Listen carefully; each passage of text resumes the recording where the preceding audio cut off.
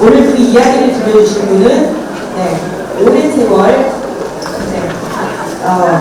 세월 교육 현장에서 많은 분들에게 교훈이 되는 좋은 말씀으로 마음을 키우는 데 큰 역할을 해주신 부산에서는 유일하게 하나밖에 없는 긍정사람 박인희 팀장님을 모시겠습니다.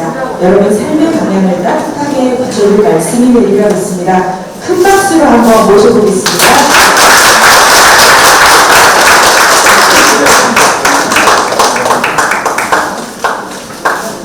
물이 가릴 불락이요 내일이요 물이 감녕 이오내년이라 1월 사이 세월나연하니 너희 집원이라 선언이로 한남선하고 일통강은 물가경이라 미각지단 총총인데 계절의 주선이라 오늘 배우지 아니하고 내일이 있다고 말하지 말 것이요 금년에 배우지 아니하고 내일이 있다고 말하지 말라. 해와 달은 덧없이 흘러가고 세월은 나를 기다려주지 않으니 오호 늙었구나 이 누구의 허물인가. 소년은 늙기 쉽고 학문은 이루기 어려워. 일총강은 짧은 시간 가벼이 여기지 마라. 연못의 봄풀은 아직 꿈에서 깨지도 않았는데 뜰 앞에 오동잎은 벌써 가을의 소리를 내는구나. 안녕하십니까. 이 시대 마지막 선비 검정사당 박인입니다.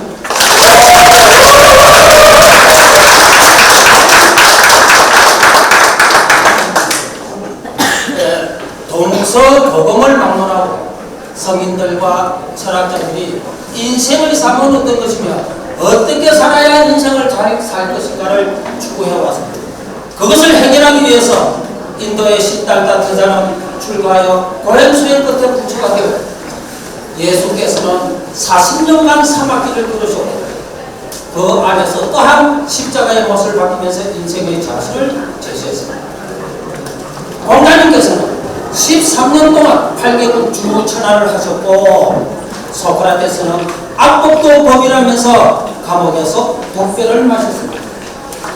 이러한 것들은 모두가 후세 사람들이 지역과 나라를 초월해서 어떻게 살아가야 인생이 올바른 길인가를 제시해준 좋은 예라고 볼 수가 있습니다.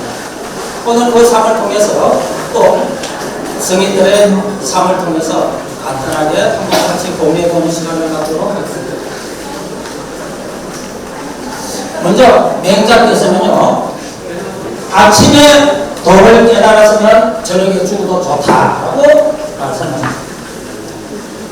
왜 깨달은 즉시 죽어도 좋다가 아니고 한나절의 시간이 필요했을까요?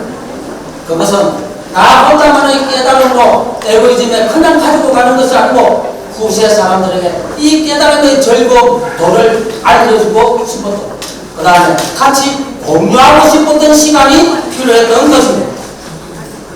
깨달음도 중요하지만 그 깨달음이 남에게 전파되었을 때 더욱 의미가 있듯이 기업이 돈을 벌었다면 또한 사회와 나누는 것이 크나큰 의미가 있습니다. 이것을 불교에서는 상부, 보리, 하화, 중생이라고 합니다. 위로는 더욱더 깨달음이 뒤에 도달하고 아래로는 중생들과 더불어서 즐거움을 같이 한다 이러한 뜻이 되겠죠. 무엇보다도 성공보다 아름다운 것은 나누는 것이라는 것을 맹자께서는 설하고 계십니다. 그러면 노자께서는 상선약소라 최상에서는 물과 같다 이러한 우의사상을 노자께서는 설하고 계십니다. 사진에 보시다시피 유엔 사무총장 제시 시에 미국의 오바마 대통령에게 상선약수라고 하는 서해 속지로서 쪽자를 만들어서 선물했던 것은 너무나 유명한 일화입니다. 물의 규모와 다투지 않는 덕을 칭송을 하면서 세계 대통령에게 선물했던 것입니다. 물의 선함이란 만물을 이롭게 하지만 다투지 않고 많은 사람들이 꺼려하는 낮은 곳으로 위치한다. 그래서 도에 가까운 것이다. 물은 오로지 다툼이 없으니 허물도 결코 없게 되는 것. 물은 무조건 낮은 곳으로 임합니다. 가다가 구중물이 됐든 어떠한 물이 됐든 옆에서 흘러놓은 물들을 합쳐서 같이 어깨동무하면서 낮은 곳으로 흐릅니다. 그런데 가다가 목말라 하는 초목을 만나면 생명의 힘을 더 불러서 또다시 낮은 곳으로 가다가 웅덩이를 만들죠. 그 엉덩이에서 또다시 더 낮은 곳으로 임하다 보니까 강이 되고, 그 강에서 더 낮은 곳으로 가다 보니까 오대양이라는 큰 바다를 이룰 수 있었던 것입니다. 자기 스스로 자신을 낮춤으로써 큰 대해를 만드는 물의 천리, 이것이야말로 여자가 말하고 싶었던 무의사상의 극치다. 내를 낮추어 약한 것을 이룰 수 있다는 것을 우리는 알 수가 있습니다. 송나라 때 성리학자 정리라는 분이 계십니다. 이분께서는요, 인생에는 세 가지 불행이 있다고 이야기했습니다. 그 첫 번째가 너무 일찍 과거에 급제하는 일이고, 둘째가 권세 있는 부모 형제를 두는 것이고, 셋째가 재능이 뛰어나고 문장력이 뛰어나는 일이라고 했습니다. 너무 일찍 과거에 급제하면은 금방만 뭉쳐가지고 어려운 사람들의 심정을 모른다. 그래서 일찍이 과거 급제해서 공무원에 나가는 것도 좋지 않다라고 했습니다. 권세 있는 부모 형제를 두는 것은 자기가 그렇게 힘과 능력이 있는 줄로 착각을 해요. 그러한 착각 속에서 또한 숱한 우를 범하게 되지. 재능이 뛰어나고 문장력이 뛰어난 일을 또 불행으로 쳤습니다. 이러한 사람들은 주로 천재라는 소리를 듣는 사람들인데, 남들이 볼 적에는 불할 것 같지만 이러한 사람들은 남의 배려심이 모자랍니다. 어려움 속에서 깨달음을 딱 얻게 그 어려운 상황을 이해를 못하는 거예요. 왜 그걸 모르는 거예요? 왜 그것들이 못하는 거예요? 이래서 사람을 무시하는 경향이 있죠. 이 세 가지 불행을 통해서 과연 평범하게 태어나서 우리가 무에서 이를 창조하는 것이 얼마나 행복한 삶의 길인가 하는 것을 느껴볼 수가 있습니다. 그런가 하면 맹자께서는 군자에도 상당히나 불행만 있는 것이 아니고 군자에게는 세 가지의 큰 즐거움이 있다라고 말씀을 하십니다.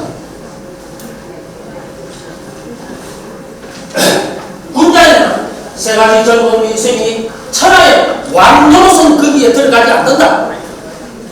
그건 무엇이 들어가느냐? 부모 형제가 생존해 계시고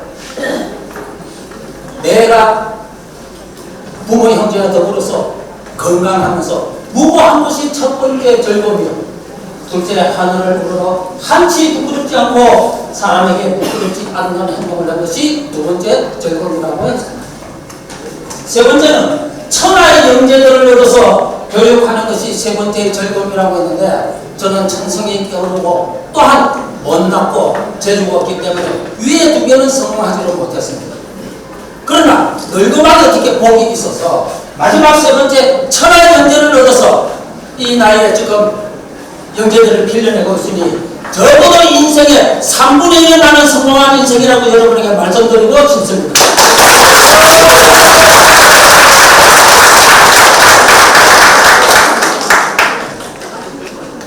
일본의 유명한 파나소닉의 창업자 마사시다 고노스케의 행보를 한번 들어보겠습니다. 이분은 여러분이 잘 아시다시피 적어도 삼성전자가 이 세상에 나오기 전에는 세계 전자시장을 제패했던 전자왕국의 오너였습니다. 이분은 태어날 때 가난하게 태어났고 태어나서 병약했고 배운 것이 초등학교 4학년 학벌이 전체입니다. 그런 속에서도 세계 전자왕국을 이뤄냈던 입지적인 인물이었습니다.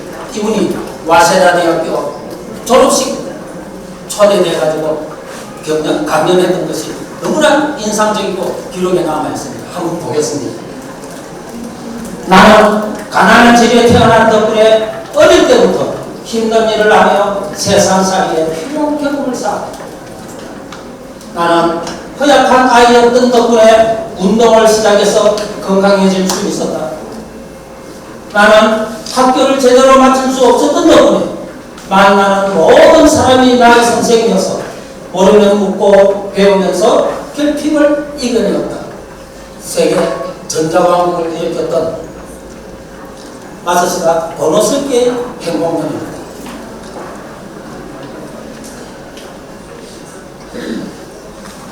송나라 때 서강전이라고 하는 대학자가 있는데요.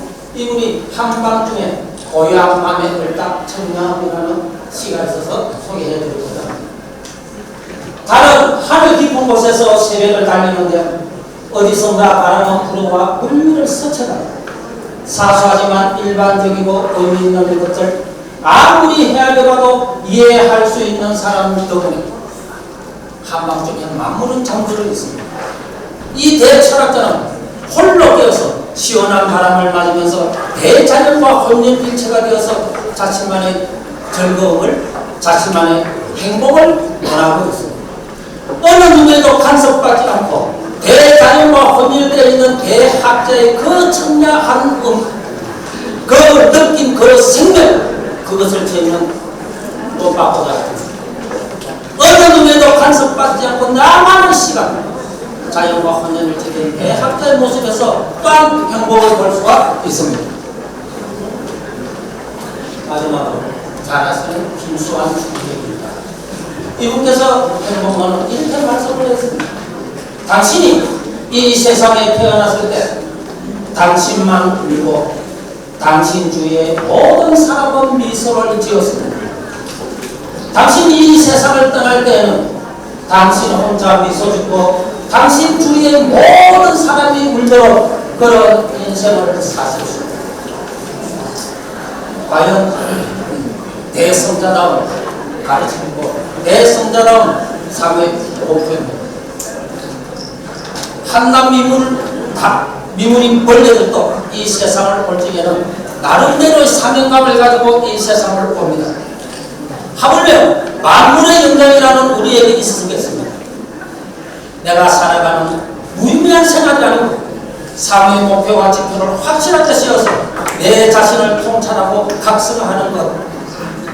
원래도 사명을 갖고 온다고 했는데 내 삶을 무의미하게 보면 하루가 부끄럽지 않게 내 인생의 삶을 잘 조절해서 서로 통찰해서 그것을 이겨나가는 멋진 인생의 삶이 되면 얼마나 좋겠습니까? 한 아름들이 나무 위에 손톱만한 도토리가 열립니다.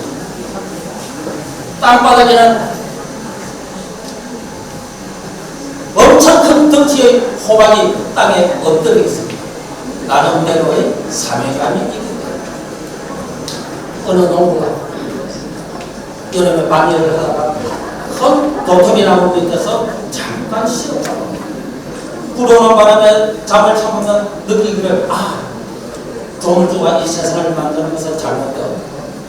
이 큰 아름드리 나무에 어찌 손톱만한 도토리를 열게 하고 저 큰 덩치의 호박을 왜 땅에 머물게 합니까? 이거는 조물주가 잘못되었다 생각을 하고 잠깐 잠이 들었는데 갑자기 이마가 딱 하면서 누를 때 보니까 바람에 도토리 한 개가 들어서 이마할 때 그때 깨달았어. 그렇구나. 조물주의 세상 운영은 한 체념이 없구나. 만약에 호박이 열려갖고 떨어진다고 내가 박살나지 않는다. 과연 조물주의 운영은 틀림없다. 그렇다고 어쨌든 무의미한 삶, 여러분들이 삶의 목표와 지표를 세워서 어떻게 살아갈 것인가. 오늘 짧은 시간에 성인들의 삶과 행복론을 봤습니다만 여러분들의 통찰과 각성이 필요하다고 생각합니다. 이다까지 마지막 선비 막인이 있습니다. 감사합니다. 네, 감사합니다. 우리는 지금 각자의 마음속에